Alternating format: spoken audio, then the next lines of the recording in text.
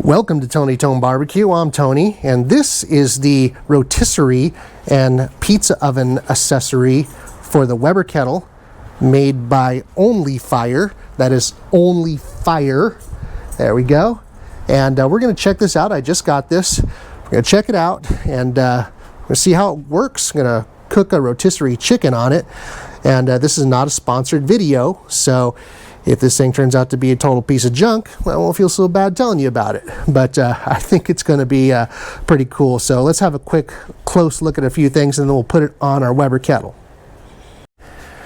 So this is the rotisserie ring for the 22-inch Weber Kettle, and I picked it up on Amazon. There was two options when I was looking originally for the rotisserie. The rotisserie was $110, but then I spotted this rotisserie and pizza oven combo for $150. So I thought that sounds kind of cool, because I like what you get. You get this pizza scraper thing here, which I dropped when I pulled it out of the box, and put a little dent in the upper corner there that I just kind of hammered out, so it's barely even noticeable and doesn't make a big deal. Came with this pizza stone here, and these little clips that you use to raise your grate in your Weber Kettle, so that this pizza stone will sit high enough so you can access it in this little pizza door. So the model that does not come with the pizza oven, basically, it doesn't come with those things, and it also doesn't have this. This is a little door here that you've got 4 screws here, 2 here, 2 here, and you just lift up and you can take that out of the way. And then when it's on your grill, you have your pizza stone that's going to be sitting right here, and then you can access here with your scraper here, and that's how you cook a pizza with this thing.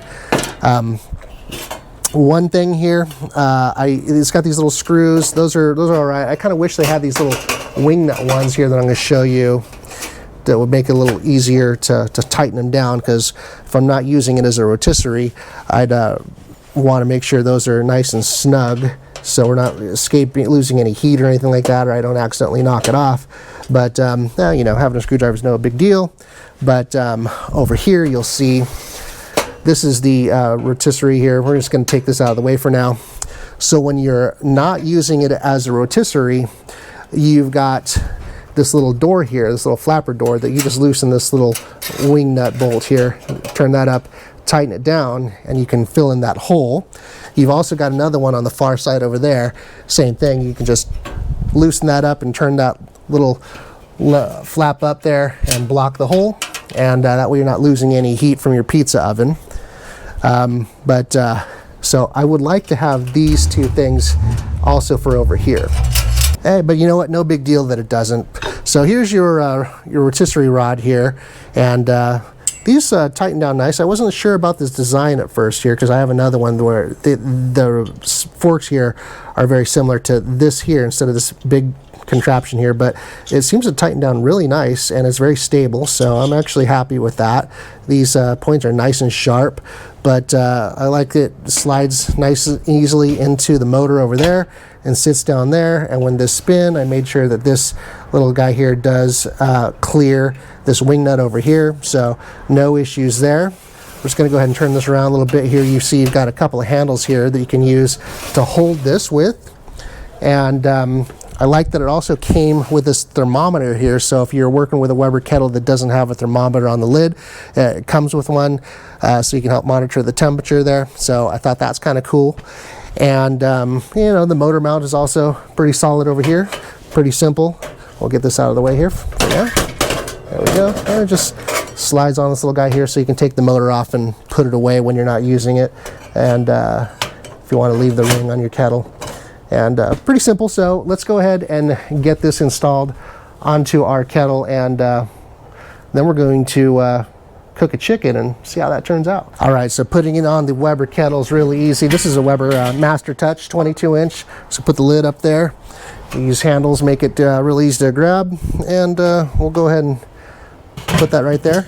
It seems to fit really nicely onto the kettle. No wiggliness or nothing like that, so I am happy with that. We still got the lid in place there, and we'll drop the motor down here on its holder. It's got a nice long cord. I like that. It doesn't look like I'm going to need an extension cord to access my power outlet that's way over there. And so when we're ready with the chicken, we're just going to go ahead and get this chicken on there and put that on there like that, and there we go. Let's go ahead and fire it up and just see how it spins before we do any of that. All right, we got her plugged in, so let's fire it up and see how she spins. Okay, nice and smooth. I like it. Now, I'm a big fan of rotisserie chicken, so and especially rotisserie over an open fire like this, that's going to be good. If this works out well, I'm going to be doing a prime rib next. And then sooner or later, we're going to have to do a video on seeing how this pizza oven works. So let's get that chicken prepped up, and we'll get that thing cooking. All right, while the coals are getting hot, I thought I'd show you how these clips work for the pizza stone here. So these just go right on top of the little clips here where you normally would set your grate. So we're just going to stick that on there like that. I've already got the other 3 installed. And then you take your regular grate and you put it right on top of those. So now your grate is here at level with the edge of the ring there, and your pizza stone can go right on top like that. And then that way, when you put your OnlyFire ring here in place, and of course with the door access, you'd be able to slide right in there and access your pizza. So it at least seems to work really nice. I like it. All right, my charcoal's ready to go, and I'm going to be cooking this with Kingsford charcoal, just classic Kingsford. I'm also going to throw in a few of these smoking red wine barrel wood chips that a friend of mine gave me, that we're going to try these out. And so I had to put a little thought into how I'm going to do this, because I'm going to, the rotisserie, the spit's going to be basically going to go just like this way, right across here. The motor's going to be here, so it's going to be going across here, and that chicken's going to be rotating right here. So I think what I want to do is I'm going to go ahead and put the coals directly below the chicken. So I set up my 2 dividers here so I can contain the charcoal right here in the middle. So it's going to be right under the chicken. Then I'm just going to be careful to choke it down. I want to make sure that I don't let that charcoal burn too hot and cause a problem. So I'm going to be patient when it comes to getting the chicken onto this grill. But for now, we'll go ahead and get that in there. There we go. And get that organized. My tongs here.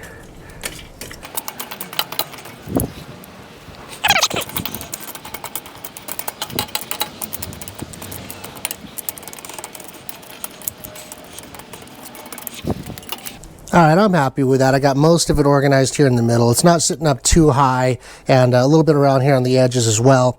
So that works for me. And let's go ahead and get the grate in place here. I'm going to leave the little center ring out. Really no need to have that in there.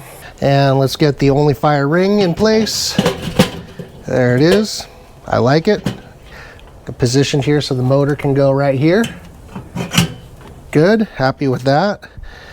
All right, and now let's go ahead and put the lid on it, and we're going to let that charcoal kind of start to mellow out a little bit. So let's see how the lid goes on. I like it. Nice. It actually feels good. Doesn't feel sloshy or anything. Just like a little tiny bit of wiggle there, but it doesn't feel sloshy. It feels secure. I like that. So let's go ahead and I'm going to set the vent up top here to. Oh, I don't want it to open too much. I'm going to go just about, I mean, that's closed down pretty good there, because I want that charcoal to start really kind of mellowing out.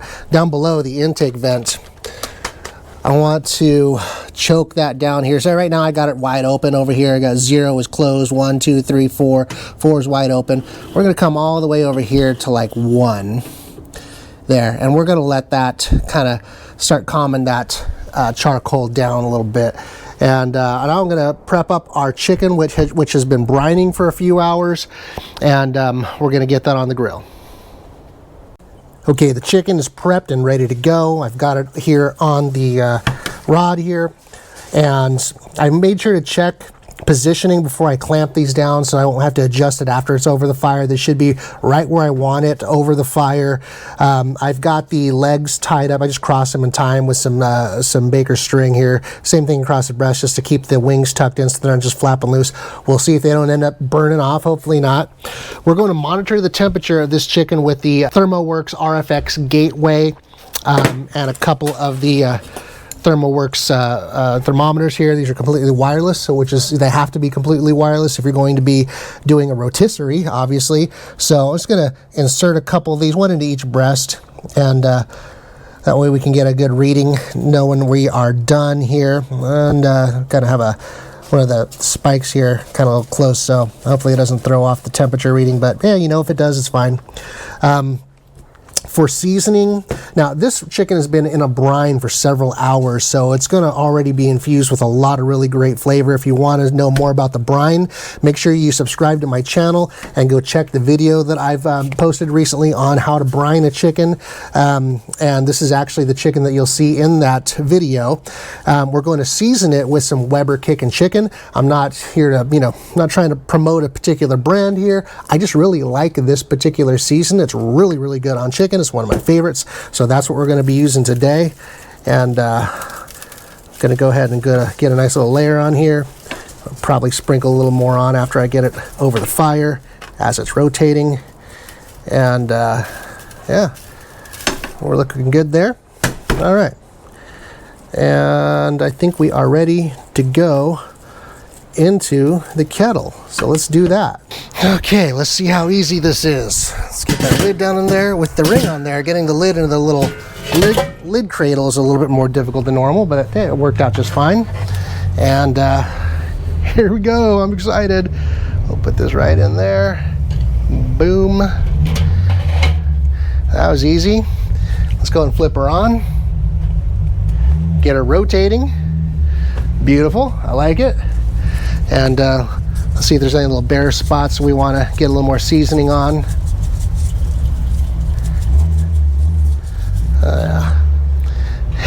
So far, I'm really excited about what I'm seeing here. Oh yeah, let's go ahead and throw some of these smoking red wood barrel chips down in there. See if we don't get a little extra flavor from these chips. When we close the lid, it's going to prevent them from catching too much fire. Hopefully they'll just smoke a little bit. See, got some of that smoke coming up already. So, man, I'm not going to leave this lid open for too much longer. Just want to get a little more seasoning. I like seasoning, okay? Yeah, we're looking good. All right, so now let's close this lid, and we're going to check back. Just monitor the temperature, and I'm estimating it's probably going to be about an hour, and it's going to be time to take her off. So here we go. Okay, it's only been about 10 minutes, but I just wanted to kind of show you what we're looking like here now that things are in and settled down. The temperature reading up here on the Weber Kettle's thermometer on the lid is just shy of 350 degrees. Thought it was pretty interesting that over here on this gauge, if you can see it here, that comes on the OnlyFire ring, we're showing up. We're pretty close. We're about 325 on that gauge right there. So that's nice. They're both kind of within range of each other. The RFX meat probes here, you can see one of them is showing at about 35 degrees, the other one's about 42 degrees.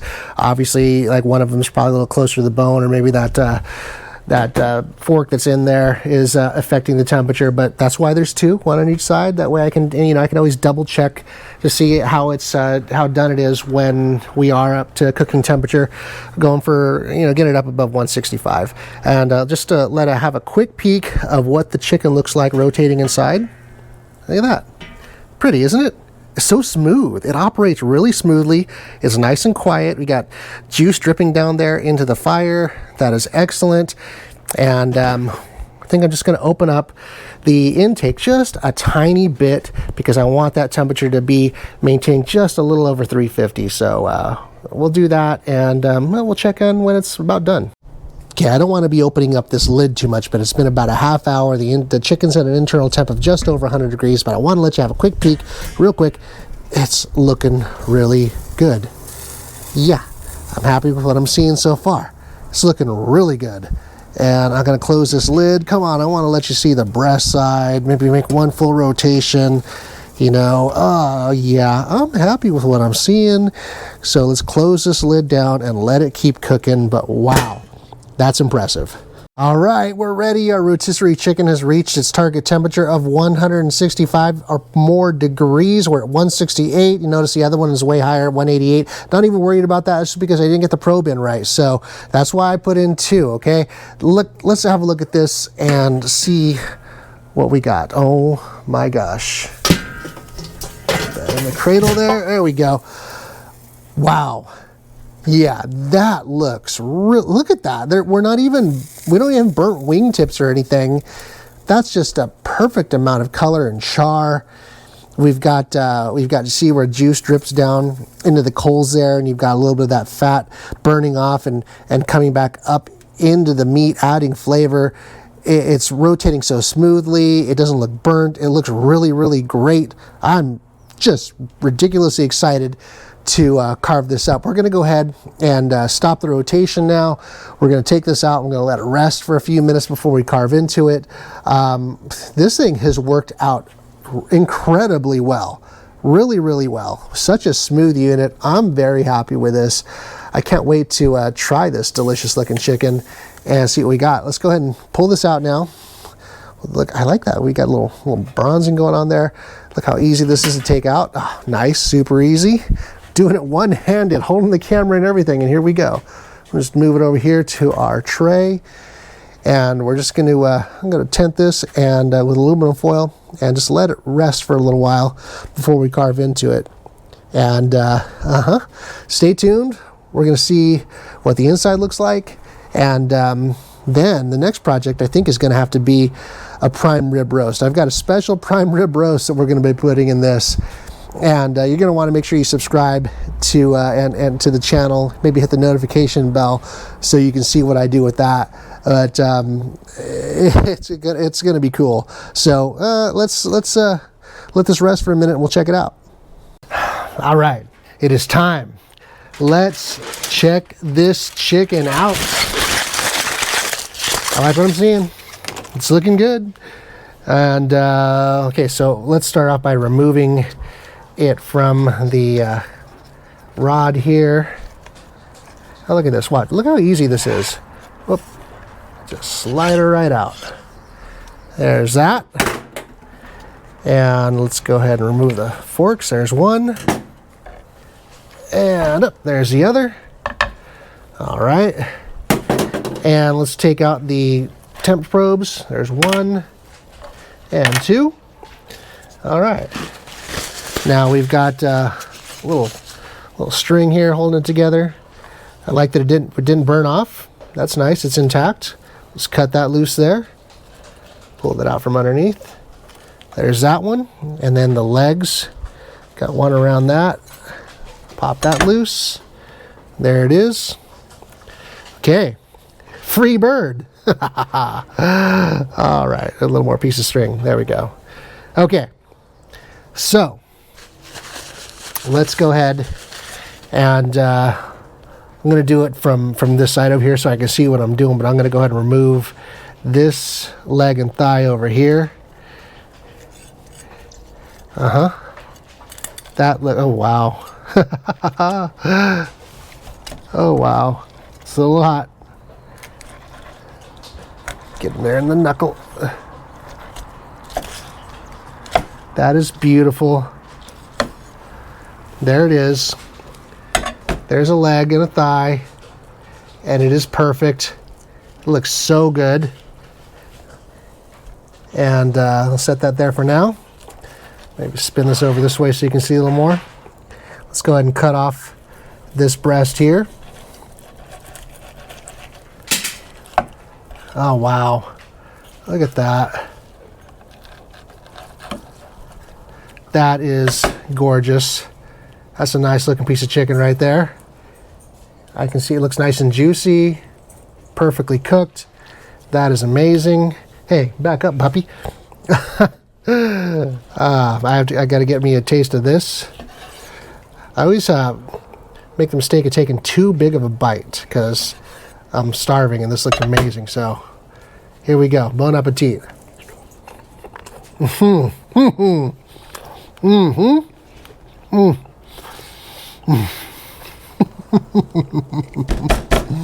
Wow. That was amazing.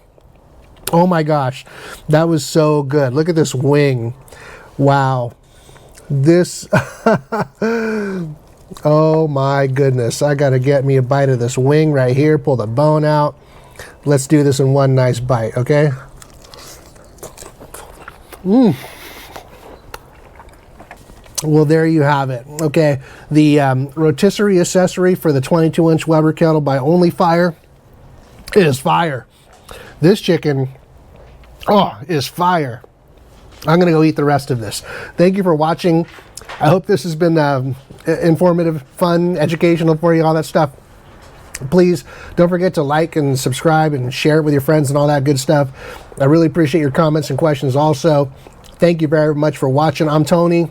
This is Tony Tone Barbecue. Hey, smoke on, my friends.